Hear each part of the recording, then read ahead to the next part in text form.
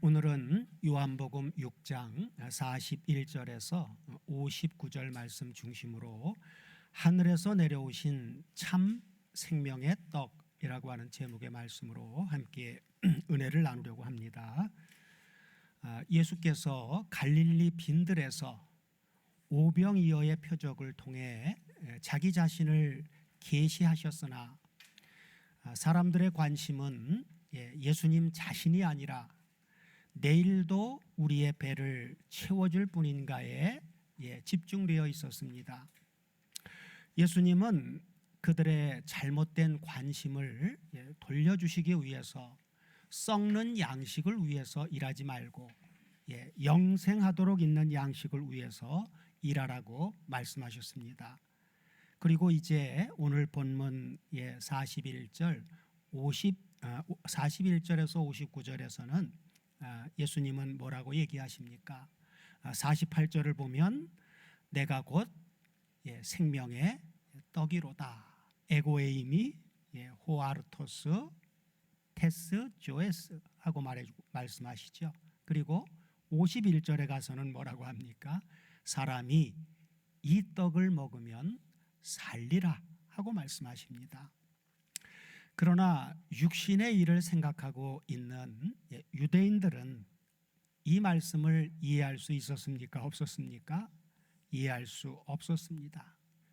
육신의 일을 생각하고 있는 한 하나님의 말씀은 이해되지를 않습니다. 그러나 예수님은 그들이 이해할 수 없었던 것, 왜냐하면 예수님이 말씀하신 이 말씀은, 오늘 본문의 말씀은 단순한 비유가 아닙니다. 예수님을 인격적으로 영접해서 인격적 완전한 연합을 주님은 말씀하신 것이기 때문입니다. 오늘 본문은 41절을 보면 이렇게 시작하죠. 다 같이 한번 보겠습니다. 자, 자기가 하늘로서 내려온 떡이라 하심으로 유대인들이 예수께 대하여 어떻게 했어요? 수군거려. 그죠? 41절의 첫 단어가 굉장히 중요합니다. 우리말로는 자기가 그렇게 시작이 됐는데, 자, 원문을 보면 원문에는 뭐라고 나와요?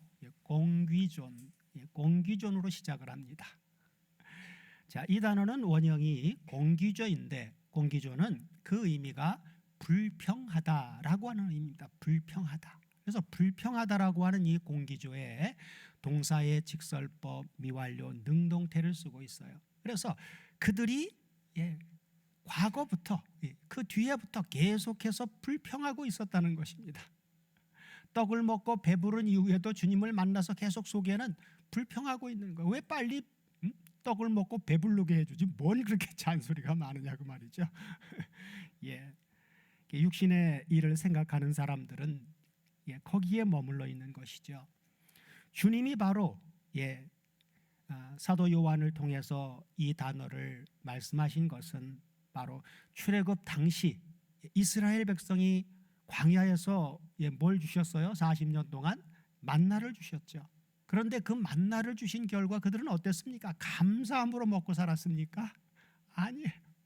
그들이 원망할 때 사용된 그 단어와 바로 동일한 단어입니다. 그래서 사도 바울도 고린도전서 10장 10절에서 이 공기조라고 하는 단어를 이렇게 출애굽한 역사를 거울로 제시하면서 이렇게 말해주고 있죠. 저희 중에 어떤 이들이 원망하다가, 이 원망하다라고 하는 단어가 바로 공기조입니다. 저희 중 어떤 이들이 원망하다가 멸망시키는 자에게 멸망하였나니 너희는 저희와 같이 공기조, 불평하거나 원망하지 말아라. 사도 요한은 지금 의도적으로 출애굽한 이스라엘의 광야 시대를 지금 소환한 것입니다. 지금 유대인들은 새로운 만나이신 예수님 앞에서 옛 이스라엘처럼 원망하고 있는 것이죠. 자, 유대인들이 원망한 이유는 무엇이었습니까? 바로 42절에 이렇게 기록해 주고 있죠. 가로되 이 사람은 요셉의 아들 예수가 아니냐? 그 부모를 우리가 아는데 제가 어찌하여 하늘로서 내려왔다고 하느냐라고 말해주고 있죠. 이래서 원망했던 것이죠. 자, 이들이 이렇게 말한 이유는 뭡니까? 뭘 이해하지 못한 거예요? 바로 예수님의 구약 성경을 통해서 예언하신 대로 예수님이 처녀의 몸을 통해서 잉태돼서 출생할 예수님의 성육신 교리를 이해하지 못했기 때문입니다. 겉보기에는 나사렛 출신 목수의 아들이지만 실제로는 예수님은 어떤 분이에요? 성부 하나님이 보내서 오신 분, 바로 성자 하나님이시라고 하는 사실을 그들은 수용하지 못했던 것이죠. 오늘날도 바로 이 예수 그리스도의 성육신에 대한 이 성경의 진리를 이해하지 못하는 성도들은 올바른 신앙생활을 할 수가 없습니다. 자, 주님의 성육신 교리를 이해하지 못하는 그들에게 주님은 어떻게 말씀하십니까? 자, 본문 43절 44절을 보면 이렇게 말씀하시죠. 예수께서 대답하여 가라사대 너희는 서로 공귀죠. 수군거리지 말아라. 불평하지 말아라. 지금부터 너희들은 계속해서 불평해서는 안 된다 라고 하시면서 44절에서 분명하게 말씀하시죠. 뭐라고요? 나를 보내신 아버지께서 이끌지 아니하시면 한 사람이라도 아무라도 내게 올 수 없으니 아버지께서 이끌어서 오는 그를 내가 언제요? 마지막 날에 다시 살린다. 지금도 살려주지만 마지막 날에는 또다시 육체의 부활을 말씀하신 것이죠. 자, 여기 이끌지 아니하시면 할 때에 이 이끌지라고 하는 이 단어, 원문은 엘퀴세라고 하는 단어인데 이 말은 끈으로 끌어당긴다라고 하는 그런 의미가 아니라 부드럽게 그리고 거역할 수 없도록 이끄시는 하나님의 은혜를 표현하는 단어입니다. 그래서 호세아서 11장 4절을 보면 호세아를 통해서 구약의 당시 하나님 앞에 배역한 이스라엘을 향해서 호세아서 11장 4절입니다. 호세아서 11장 4절을 보면 다 같이 한번 보겠습니다. 내가 사람의 줄 곧 사랑의 줄로 저희를 이끌었고 그러죠. 이끌었고 그죠. 그리고 저희에게 대하여 목에서 멍에를 벗기는 자같이 되었으며 저희 앞에서 먹을 것을 두었었노라. 그렇죠. 자, 히브리 민족을 애굽에서 이끌어내서 광야 40년 세월을 그들 앞에 계속해서 매일같이 먹을 것을 두었죠. 만나를 공급해 줬단 말입니다. 호세아서 11장은 출애굽 사건을 현재형으로 해석해서 북이스라엘의 배반을 비판하는 예언적인 메시지입니다.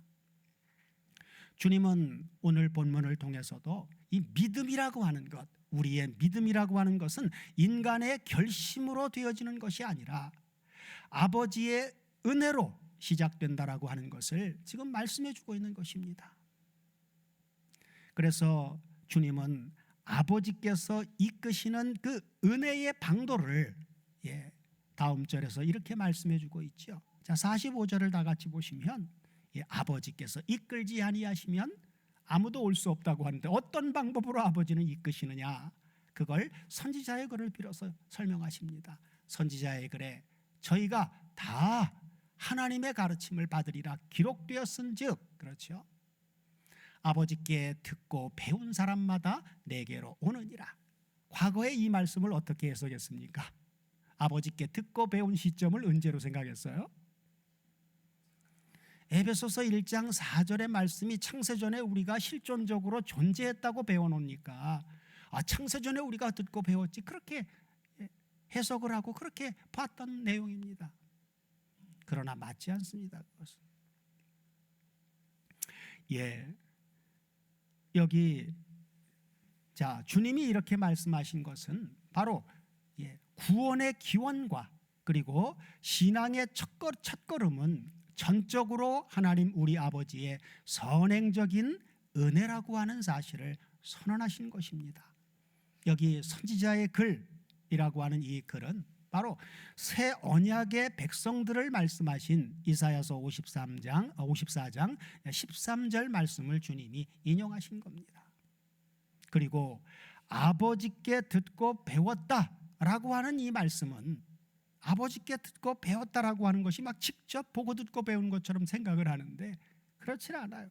그 말씀은 바로 직접적이고 시각적인 그런 계시가 아니라 성령의 내적인 조명을 말씀해 주신 것입니다. 이거 정확하게 우리가 분별하고 봐야 돼요. 안 그러면 혼돈합니다. 그래서 주님은 46절에서 이렇게 밝히 말씀해 주고 있죠. 자, 46절 한번 같이 보겠습니다. 아버지께 듣고 배웠다, 창세전에 듣고 배웠다 아니란 말이에요. 자, 그래서 그 아버지께 듣고 배웠다라고 하는 말씀을 주님은 이는 해석을 하죠. 아버지를 호라오, 두 눈으로 똑바로 본 자가 있다는 것이 아니라 오직 하나님에게서 온 자, 나 예수만이 아버지를 두 눈으로 똑똑히 보았느니라 라고 말씀해 주고 있는 것이죠. 주님은 명백하게 이렇게 말씀해 주고 있습니다. 이것은 창세전에 인간의 영혼이 존재했다라고 하는 그 견해가 잘못됐다라고 하는 근거가 되는 아주 중요한 말씀입니다. 사도 바울이 이런 주님의 말씀을 거슬려서 그렇게 창세전에 실존적으로 있었다고 그렇게 말했을까요? 안 그렇습니다. 왜냐하면 예수님은 아주 명백하게 아버지를 본 자는 오직 예수님 자신뿐이라고 선을 분명하게 그어서 말씀해 주고 있기 때문입니다. 요한복음 1장 18절에서도 말씀했죠. 주님은 본래 하나님을 본 사람이 없으되 아무도 없다 그랬어요. 오직 하나님 품속에 독생하신 하나님이 때가 돼서 성육신하여 나타내셨느니라 라고 말씀해 주고 있잖아요. 이어서 주님은 광야의 만나와 자기 자신의 차이를 분명하게 선언해 주십니다. 자, 67절 이하를 다 같이 보시면 47절이요. 자, 진실로 진실로 너희에게 이르노니 믿는 자는 영생을 가졌나니 그러면서 내가 곧 생명의 떡이다. 에고에이미 호아르토스 테스조에스, 내가 바로 지금 생명의 떡이다. 그러면서 광야의 구약의 출애굽시 주었던 광야의 만나와 대조를 하시죠. 너희 조상들은 출애굽한 이후 광야에서 40년 동안 만나를 먹었어도 어떻게 됐습니까? 그건 먹었어도 계속 살질 못했어요. 죽었어요. 그렇죠? 죽었거니와 이는 하늘로서 내려오는 떡이니 사람으로 하여금 먹고 죽지 아니하는 것이니라. 그러면서 51절에서 뭐라고요? 나는 하늘로서 내려온 살아있는 빵이다. 살아있는 떡이니 사람이 이 떡을 먹으면 어떻게 된다고요? 영생하리라. 그러면서 나의 줄 떡은 곧 뭐라고요? 세상의 생명을 위한 내 살이로다 하고 말씀하십니다. 여기서 핵심 원문 표현은 바로 51절에 51절을 잘 보면 나는 하늘에서 내려온 산 떡이다 라고 하는 이 말씀, 그리고 이어서 나의 줄 떡은 그러죠. 나의 줄 떡은, 그리고 나의 줄 떡 이꼴 뭐라고 말씀하십니까? 세상의 생명으로 위한 바로 뭐다고요? 내 살이다. 내 살이다. 그래서 헤사르크스 무 내 살이다. 여기에 있습니다. 여기서 우리는 놀라운 신학적 전환이 일어나는 것을 보아야만 합니다. 예수님은 이꼴 뭐라고요? 호아르토스 떡이다. 그리고 예수님이 주는 떡은 뭐라고요? 떡이꼴 예수님의 뭐라고요? 살이다. 그래서 예수님의 살이자, 예수님은 이꼴 떡이다. 또 예수님이 주는 떡이꼴 예수님의 살이다 라고 하는 이 전환은 구속사적 의미를 아주 분명하게 우리에게 말해줍니다. 자, 떡이신 예수님의 무엇을 통해서 십자가의 희생, 곧 대속 사건을 통해서 그분은 그분의 생명을 나눠주죠. 그리고 그 나눠준 생명을 받아들이는 사람은 주님과의 연합으로 이어지는 놀라운 구원의 역사를 말씀해주고 있습니다. 자, 광야의 만나는 잠시 육체를 유지하게 해주는 그런 역할을 했어요. 그러나 예수님은 자신의 죽음을 통해서 영원한 생명을 주시는 참 떡이 되십니다. 여기 주님께서 말씀하신 내 살을 준다라고 하는 이 말에 사용된 이 살이라고 하는 단어는 원문을 보면 어떤 단어예요? 사르크스입니다. 사르크스. 살을 나눠준다고 하니까 우리는 뭐 살점을 나눠주는 그런 개념으로 생각을 하는데 이 사르크스라고 하는 이 단어, 주님이 말씀하신 이 사르크스는 단순한 육체가 아닙니다. 그것은 바로 십자가에서 찢기신 예수님의 대속적 몸 전부를 말해주고 있는 것입니다. 자, 예수님의 생명의 말씀을 들은 유대인들은 어떻게 반응합니까? 본문 52절을 다 같이 보시면 이러므로 유대인들이 서로 다투어 가로되 이 사람이 어찌 능히 제 사르크스 살을 우리에게 주어서 먹게 하겠느냐. 여전히 어떤 생각을 가지고 예수님의 말씀을 받아들이는 거예요? 육신의 생각으로.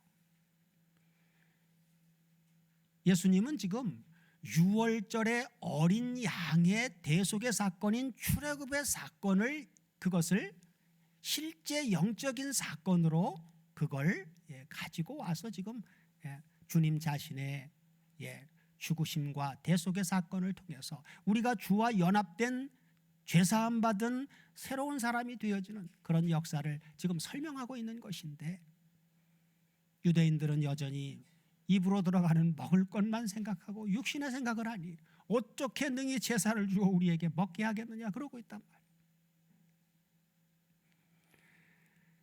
이에 대한 예수님의 대답은 어때요? 더욱더 아주 강력하게 말씀해 주고 있습니다. 자, 53절 이하를 보면 예수께서 이르시되 내가 진실로 진실로 너희에게 이르노니 인자의 사르크스 육체를 먹지 아니하고 인자의 피를 마시지 아니하면 어떻다고요? 너희 속에 생명이 없느니라. 그러면서 또 진전하죠. 내 살을 먹고 내 피를 마시는 자는 영생을 지금 소유했고 그리고 마지막 날에는 내가 그를 다시 살리리니, 그죠? 그러면서 내 살은 참된 양식이요 내 피는 참된 음료로다. 내 살을 먹고 내 피를 마시는 자는 내 안에 거하고 나도 그 안에 거하니. 연합사건으로 또 진전하죠.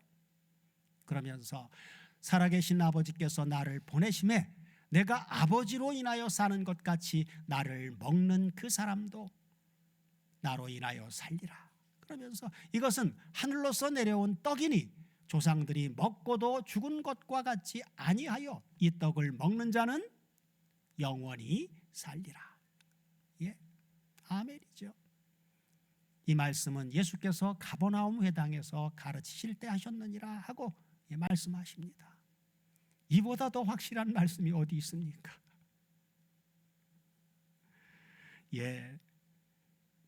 우리는 여기서 사용된 예수님이 사용하신 동사에 주목해야만 합니다. 첫째는 먹다라고 하는 동사의 변화입니다. 자, 처음 53절에는 53절에서는 먹다, 먹는이라고 하는 단어를 53절에서는 원문을 보면 파고라고 하는 단어를 쓰고 있어요. 파고. 파고라고 하는 단어는 일반적으로 먹다라고 하는 단어입니다. 자, 그걸 쓰시다가 이제 54절 이후에 가서는 54절을 보면 먹는다라고 하는 단어가 파고라고 하는 단어를 쓰지를 않고 다른 단어를 쓰고 있어요. 자, 원문을 보면 뭐라고 나오느냐? 원형이 트로고입니다. 트로고. 이 트로고는 그냥 일반적으로 먹는 개념이 아니라 되씹다, 되씹다, 그리고 음식을 씹어 먹어 삼키다, 그런 의미로 아주 매우 구체적인 단어를 사용하십니다. 되씹다, 되새김질하다. 계속해서 그래서 구약에도 정결한 짐승은 어떻게 표현합니까? 두 가지 특징이 있죠. 굽이 갈라진 것과 되새김질하는 것입니다. 되새김질은 주야로 하나님의 말씀을 묵상하는 것을 상징해 주고 있고, 굽이 갈라진 것은 구별된 존재라고 하는 의미를 가지고 있습니다. 우리가 저 세상 죄악 가운데 있던 죄인에서 하나님의 은혜로 우리를 선택해서 거기서 불러낸 게 구별해 주신 거예요. 이게 굽이 갈라진 것과 같은 것입니다. 그리고 그렇게 세상으로부터 구별받은 우리는 이제 어떻게 살아야 됩니까? 하나님의 영과 생명의 말씀을 계속해서 되새김질하는, 양식으로 먹는 삶을 사는 것입니다. 그게 바로 구원받은 하나님의 자녀들의 특징이에요. 그래서 예수님은 아주 구체적이고 그리고 실제적인 예수님 자신을 인격적으로 수용해야만 할 것을 강조하신 것입니다. 이것은 단순히 예수님을 안다, 예수님을 좋아한다라고 하는 정도가 아니라 예수님의 생명 전체를 나의 존재 속으로 받아들여서 언약대로 영적으로 온전하게 연합하는 그런 관계를 말씀해 주고 있는 것입니다. 자, 두 번째 우리가 주목해서 봐야 될 동사는 피네인이라고 하는 동사입니다. 피네인은 마시다, 마시다라고 하는 이 단어를 주님은 강조했어요. 내 살을 먹고 내 피를 마신다. 그죠? 여러분, 우리가 잘 알고 있듯이 유대인들은 피를 먹는 것이 허용이 됐습니까? 안 됐습니까? 그렇죠. 유대인에게 피를 먹는 것은 금기된 것이었어요. 그랬기 때문에 예수님의 말씀은 실로 당시 종교적으로는 아주 충격을 일으키는 엄청난 선언이었습니다. 그러나 예수님은 55절에서 본문 55절에서 이렇게 말씀하시죠. 내 살은 참된 양식이요, 내 하이마, 내 피는 참된 음료로다. 그죠? 자, 예수님의 살과 피의 구속사적인 구조는 먼저 예수님의 살과 피가 어떻게 연결이 됩니까? 바로 예수님의 살과 피를 나눠주려면 뭐가 연결이 되어져야 돼요? 십자가의 대속이, 그리고 십자가에 예수님이 우리의 죄를 위해서 대속사건이 완성했다고 하더라도 그것이 구속사적으로 우리에게 연결돼서 적용되려면 어떻게 돼야 돼요? 십자가에 죽었다 부활하신 그 사건이 다가 아니란 말이에요. 거기서 뭐가 연결되어져야 됩니까? 성령을 통한, 성령 하나님을 통해서 우리가 거듭나서 예수 안에서 연합되어지는 역사로 연결이 되어져야 돼요. 성령의 역사가 아니고는 예수님이 십자가에 죽었다 살아난다고 할지라도 그걸 믿을 수 없고 그분과 연합되는 사건은 일어날 수가 없습니다. 그리고 성령을 통해서 우리가 거듭나서 주 안에 연합된 자가 되어지면 바로 무엇으로 연결이 되어집니까? 영원한 생명. 성령으로 거듭나면 영적으로 부활한 영원한 생명을 지금 현재적으로 영접하는 순간 현재적으로 소유한 사람이 되어진다 그 말이에요. 그 영적인 부활입니다. 아담과 하와가 선악과를 먹는 순간 죽었습니까? 안 죽었습니까? 이 질문은 함정이 있는 질문이에요. 나눠서 질문을 해야 돼.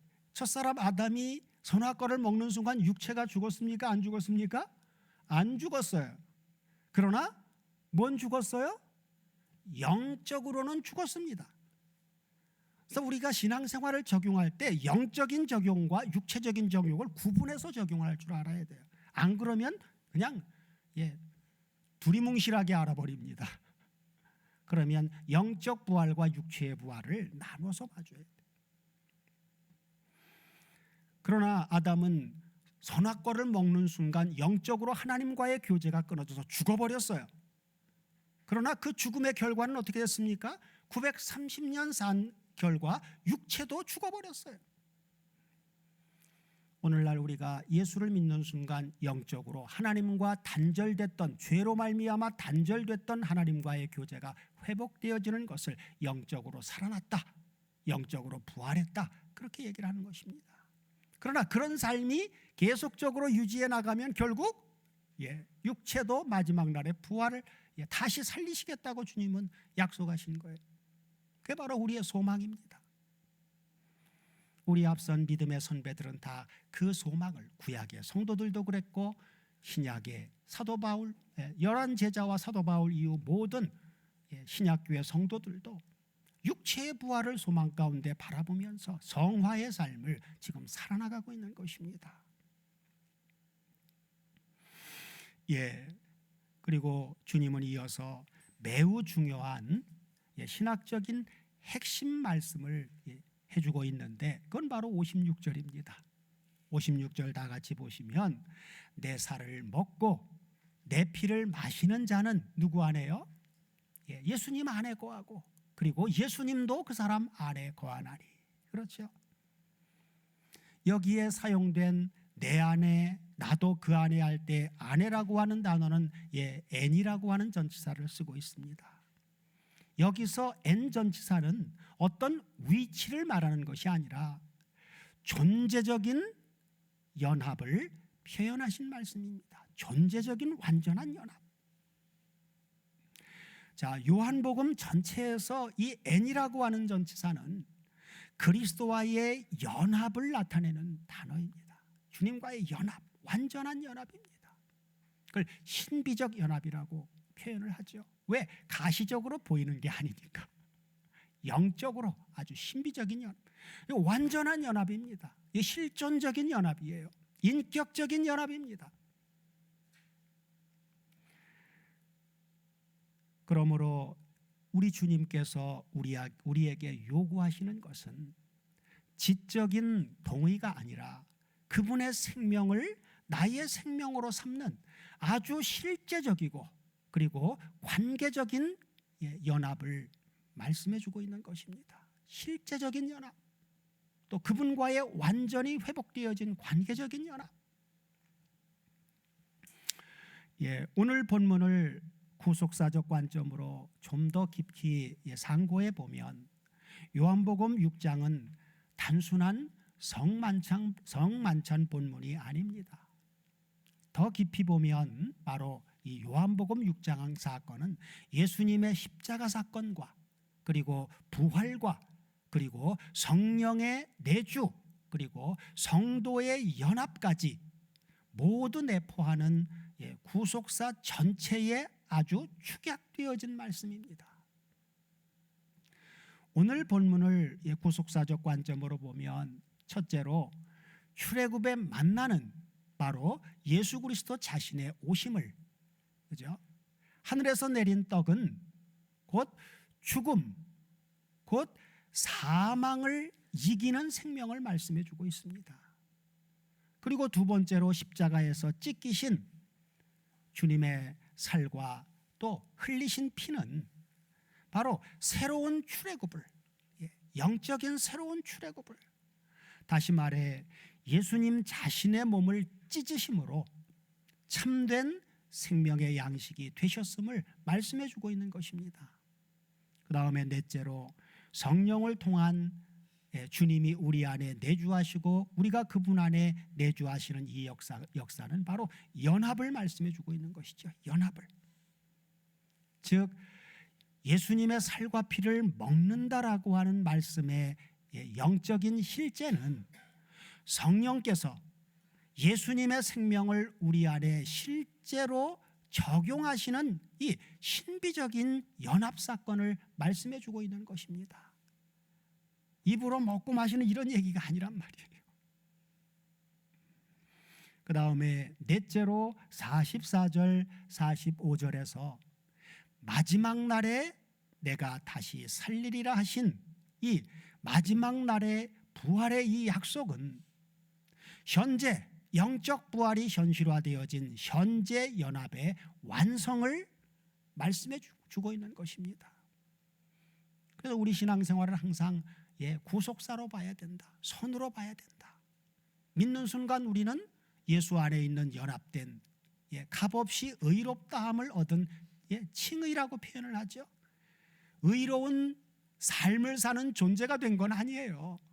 예수 안에서 그리스도의 십자가의 대속 사건은 우리의 과거와 현재와 미래의 모든 죄까지도 다 감당하신 영단번의 죄사함의 사건입니다. 연합되는 순간 우리는 죄사함을 다 받았다고 하나님이 인정해 버리시는 거예요. 그러나 우리는 여전히 죄에 대한 본성, 죄의 본성, 죄의 습관, 옛사람의 습관들이 남아 있어서 계속 번복되는 죄를 범합니다. 그럴 때마다 어떻게 합니까?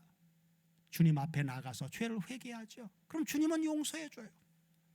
이게 회개라고 하는 게 용서의 전제가 아닙니다. 회개는 예수 그리스도의 대속의 은혜는 십자가 사건을 통해서 이미 영단번으로 죄사함을 이루어 주신 그 은혜를 전제로 해서 우리가 회개할 때 다시금 그 죄사함의 주님의 십자가 사건이 다시금 우리에게 적용이 계속해서 되어지는 거예요.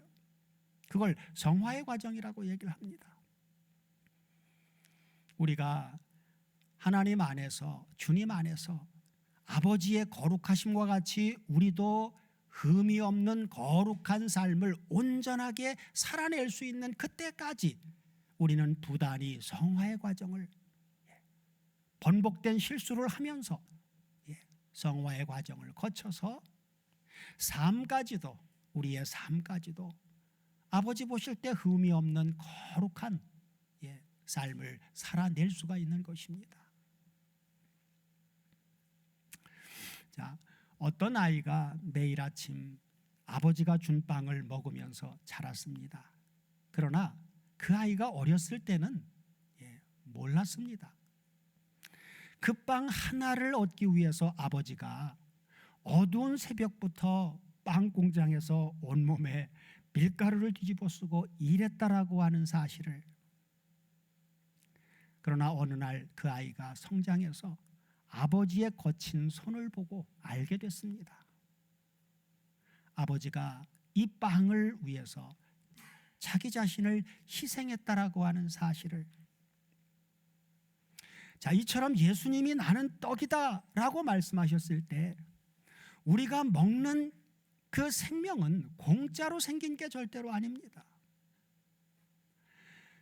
이 떡을 만들기 위해서 예수님은 십자가에서 자신을 찢으셨고, 그리고 피를 다 쏟으셨고, 그분의 생명 곧 그분의 목숨을 버리셨습니다. 우리가 주님을 먹는다라고 하는 것은 그분의 무조건적이고 희생적인 사랑을 내 생명으로 삼는다는 것입니다.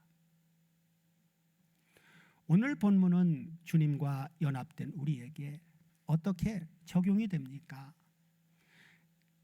주님과의 실제적인 연합을 회복하라고 하는 것이 핵심인데, 그 첫째는 주님의 살과 피를 먹는 삶을 살라는 것입니다. 자, 주님의 살과 피를 먹는 삶이란 도대체 무엇일까요? 어떻게 하는 게 주님의 살과 피를 먹는 삶일까요? 성경은 이것을 세 가지로 우리에게 설명해 주고 있습니다. 그 첫째는 말씀을 먹는 삶입니다. 영과 생명의 말씀을 먹는 삶이에요. 구약의 눈물의 선지자 예레미야는 예레미야 15장 16절에서 이렇게 고백을 합니다. 예레미야서 15장 16절을 보시면, 자, 만군의 하나님 여호와시여, 나는 주의 이름으로 일컬음을 받는 자라. 내가 주의 말씀을 얻어먹어 싸우니. 그죠? 얻어먹어 싸우니. 왜? 그건 주님이 줘야만 먹을 수 있는 말씀이니까 얻어먹었다고 얘기를 하는 거예요. 자기가 노력해서 먹는 게 아닙니다. 얻어먹었사오니 주의 말씀은 내게 기쁨과 내 마음에 즐거움이 오나 하고, 말씀을 단순한 정보가 아니라, 단순한 지식이 아니라 바로 양식으로, 그리고 생명으로 먹는 삶을 말씀해 주고 있습니다. 자, 둘째는 성령의 교통하심 안에서 주님과 교제하는 삶입니다. 주님과의 교제는 성령의 교통하심 속에서만 이루어질 수 있어요. 성령의 감동과 성령의 내주와 성령의 감동과 성령의 조명이 있어야만 하나님의 말씀이 우리의 생명으로, 우리의 양식으로 깨달아 먹을 수 있는 것입니다. 성령이 우리 안에 계심으로 말미암아 주님의 생명이 우리 안에 실제하게 됩니다. 주님과 동행하는 의식적인 삶은 곧 그분을 먹는 삶입니다. 주님과의 동행을 우리 삶 속에서 의식하면서 살아야 돼. 그 다음에 셋째는 십자가를 따르는 순종의 삶을 살라는 것입니다. 본문 53절에서 주님은 이렇게 말씀해 주고 있지요. 본문 53절을 보시면 인자의 살을 먹지 아니하고 인자의 피를 마시지 아니하면 너희 속에 뭐가 없어요? 생명이 없느니라 하신 이 주님이 강력하게 표현하신 이 말씀은 부분적인 수용이 아니라 예수님의 삶 전체를 내 삶에 받아들이는 전인적인 헌신을 말씀해 주고 있습니다. 오늘 본문의 두 번째 구속사적인 적용은 영적 배고픔을 인정하라고 하는 것입니다. 영적인 배고픔을 배불러다라고 하는 동안 말씀은 더 이상 의미가 없어요. 내가 만족하다, 자족하다 하는 하나님의 말씀은 더 이상 의미가 없습니다. 유대인들은 배가 부르니까 예수님이 더 이상 필요 없었습니다. 배만 부르면 그들은 예수님이 필요 없어요. 그러나 성경이 말하고 있는 이 생명의 말씀, 생명의 복음은 배고픈 자에게만 은혜가 됩니다. 배고픈 자에게만. 그래서 주님은 산상수훈 8복에서 첫 번째 복을 뭐라고 말씀하셨습니까? 심령이 가난한 자는 복이 있나니 천국이 지금 저희 것이며 라고 말씀해 주고 있죠.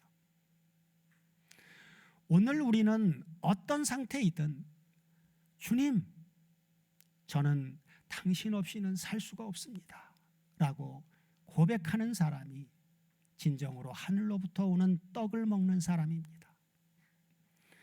자, 셋째는 연합의 은혜를 항상 새롭게 붙들라는 것입니다.